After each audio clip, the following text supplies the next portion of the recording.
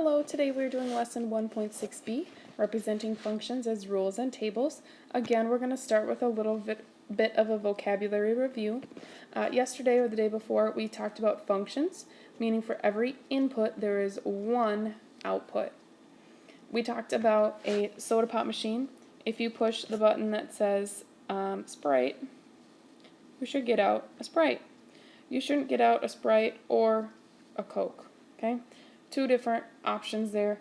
This would be not a function if that one input has two outputs.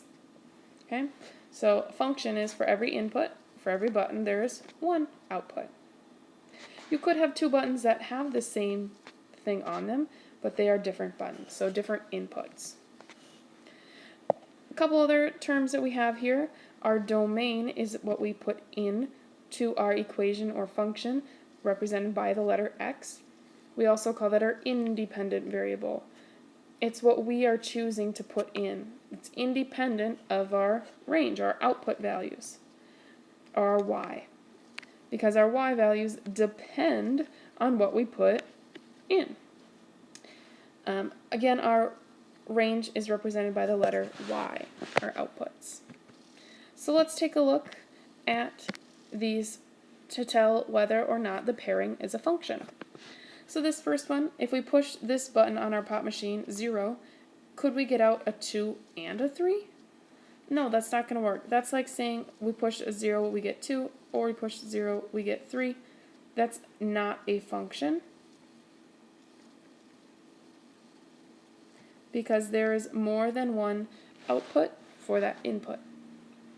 If we look at the second example, our inputs, most of them are different. These two are the same. If we push the button 2, we can't get sometimes a Coke and sometimes a Pepsi. It doesn't work like that. So this one is also not a function. And this last one, 3, 6, 9, 12, every input has exactly one output. It's okay that our outputs are the same. So this is a function. Our inputs just can't be the same and get different outputs. So down here, it says identify the domain and range of a function. Remember, a domain is what we plug in, and our range is our y values, what we get out. So our domain, we plugged into this equation the numbers 0, 1, 2, and 4. And you can't just put 0 through 4. That's not going to work because we didn't plug in a 3 in this equation. So we can't just skip that step. And then our range, what we got out. Our output, we got out a 5, a 2, a 2, and a 1. You don't need to list the 2 twice if you don't want to. This is a function because every input is different. It's okay that these two buttons on the pop machine both gave you sprites or whatever. Same thing here with this mapping diagram. It says a function may be represented by a mapping diagram. Notice that an output may be paired with more than one input, but no input can be paired with more than one output. So this is a function because if I push 1, I get 0. If I push 2, I get 1. If I push 3, I get 2. And if I push 4, I get 2. All of our inputs are different, and that's what we're looking for. Every input has one output. But we do want to identify our domain and range.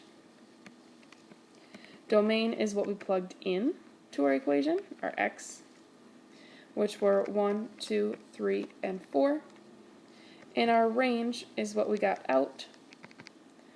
We only got out 0, 1, and 2. You don't need to list the 2 twice. Alright, a couple multiple choice questions. It says the range of the function is 1, 7, 13, 16, and 19. Which number is in the domain of the function? So if I were to make an XY table here, I'm going to make it this way. Our input or our domain are the x's. The range they're telling us are these numbers. So our range is our y values right down here. So our range, they're telling us we're getting out the numbers 1, 7, 13, 16, and 19, we need to figure out which of these four works in our domain so that we get one of those numbers for our range. So if I plug in a 2 for x, let's see what we get out for y. So we have 3 times 2 and then minus 2. 3 times 2 is 6. 6 minus 2 is 4. 4 was not one of our ranges, so that was not one of the numbers that they plugged into this function. If I test 4, plugging in 4 for our domain, it's asking which number is in the domain, so for x, that's why we're plugging it in for x. 3 times 4, and then minus 2. 3 times 4 is 12. 12 minus 2 is 10. 10 was not one of the numbers we got out, so it was not B. Let's try C. 3 times C, which is 6, minus 2. Well, 3 times 6 is 18. 18 minus 2 is 16, which was one of our numbers. So C should have been our answer, 6. That was one of the numbers we plugged in for a domain to get a range of 16. Alright, next it says each output, what we get out of a function, is 0.25 greater than the corresponding input. Which equation is the rule for the function? So I'm just going to test them out to see what works. I'm going to pick a number to plug in for x. I'm going to say 4. If I plug in a 4, the output should be 0.25 greater than what I put in. So if I put in a 4, I should get out 4.25. It's 0.25 greater. So let's test these out. If I plug in for x a 4, 4 plus 0.25, well, 4 plus 4 plus 0.25 will give me 4.25. So far that one works. If I plug in for x here, a 4 minus 0.25, if you have $4 and you take away a quarter, now you only have $3.75. That's not 0.25 greater. If I look at this equation, this is one that I'm guessing a lot of you might want to pick because we looked at equation writing, but this is from one number to the next would be 0.25 difference. So if I take 0.25, a quarter basically, and multiply it by 4, well, 4 quarters give us $1. Oops. So this one really gives us an answer of 1, and that's not 0.25 greater than what I plugged in for. And the last one, 4 divided by 0.25. This is asking you that $4 divided into quarters. How many quarters would be in $4? If I plug that in my calculator, I'll get 16. 16 is not 0.25 greater than 4. So our first choice was the only one that works there. Next, this one hopefully is a little bit easier. It says the domain, or what we're plugging in to our function, y equals 2x, is 0, 2, 5, 7, and 8. Make a table for the function, and then identify the range of the function. So for what we're putting in for x, we have 0, 2, 5, 7, and 8. They told us to plug those numbers in. And to get our y value, we need to use our equation. 2 times whatever x was. So first x was 0.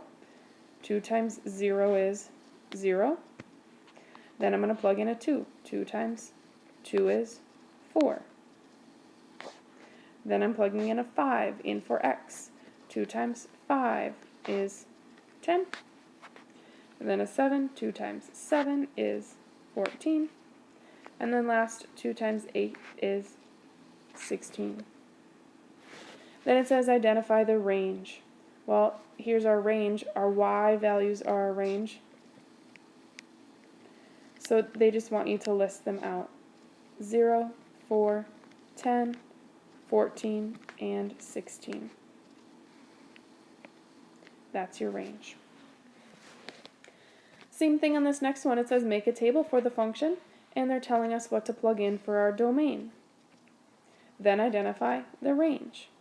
I'm going to make my table this direction. If you want to make it left to right, that's fine. But we're plugging in a 10, a 12, 15, 18, and 29. So first, our equation says x minus 5. So in order to figure out y, we need to take our x, which is 10, and subtract 5. Well, 10 minus 5 is 5. Then we're going to do the same thing. Take our number x, which is 12, and subtract 5, which gives us 7.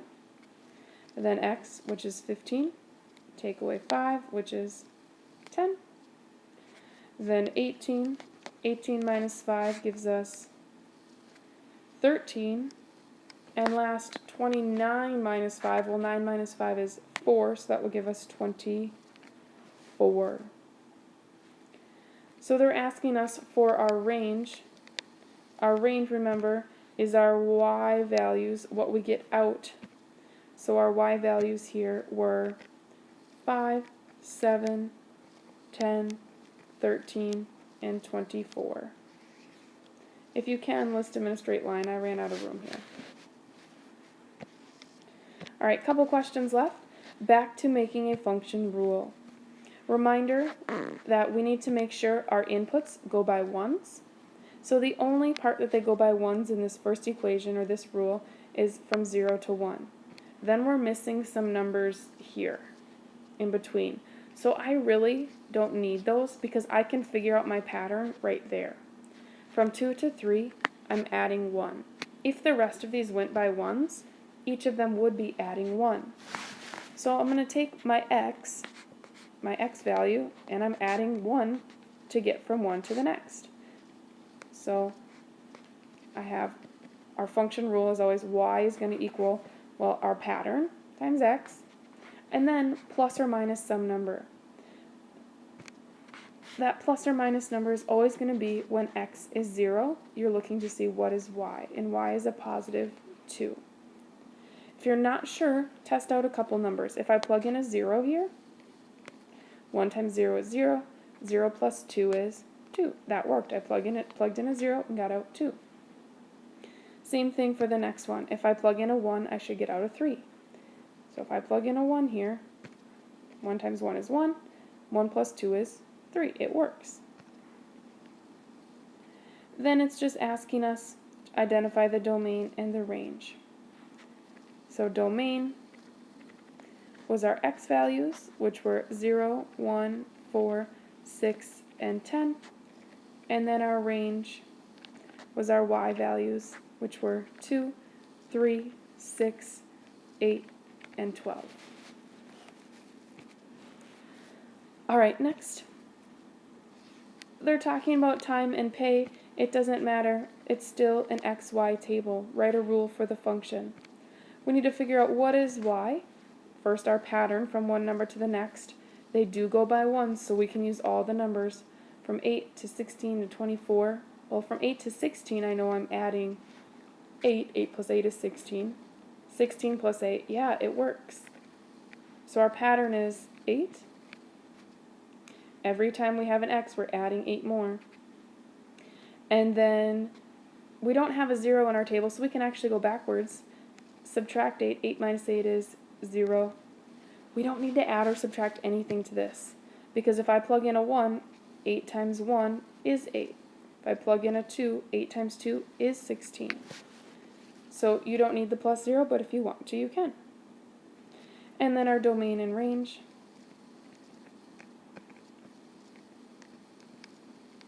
Domain, remember, is our x values, which were 1, 2, 3, and 4. Our range was 8, 16, 24, and 32.